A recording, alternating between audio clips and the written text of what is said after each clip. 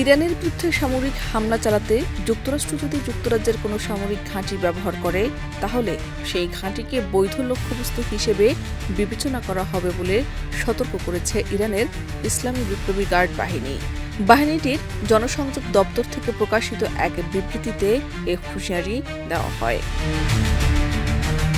বিবৃতিতে আইআরসিসি দাবি করে, এর আগে যুক্তরাষ্ট্র গ্লুচেস্টারশায়ারে অবস্থিত যুক্তরাজ্যের রয়্যাল এয়ারফোর্সের ফেয়ারফোর্ড ঘাঁটি থেকে B-1 বোমারু বিমান উড্ডয়ন করে ইরানে হামলা চালিয়েছিল। তাই ভবিষ্যতেও ইরানের ভূখণ্ডে হামলার জন্য যে কোনো বিদেশি সামরিক ঘাঁটি ব্যবহার করা হলে সেটিকে বৈধ সামরিক লক্ষ্য হিসেবে বিবেচনা করা হবে। আইআরসিসি আরও অভিযোগ করে, ইরানের বিরুদ্ধে যুক্তরাষ্ট্র ও ইসরায়েলের সামরিক তৎপরতায় যুক্তরাজ্য সহায়তা দিচ্ছে।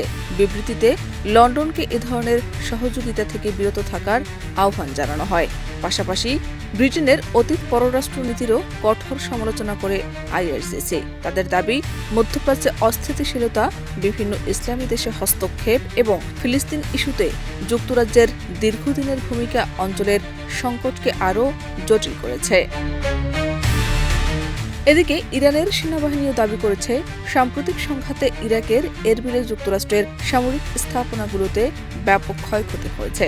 রাষ্ট্রীয় টেলিভিশনে দেওয়া বক্তব্যে সেনাবাহিনীর মুখপাত্র ব্রিগেডিয়ার জেনারেল মোহাম্মদ রেজা আকরাম মিয়া বলেন, ইরানের হামলায় ওই অঞ্চলে মার্কিন সামরিক অবকাঠামোর বড় অংশ ক্ষতিগ্রস্ত হয়েছে এবং কিছু ঘাঁটি কার্যক্রম পরিচালনার সক্ষমতা হারিয়েছে।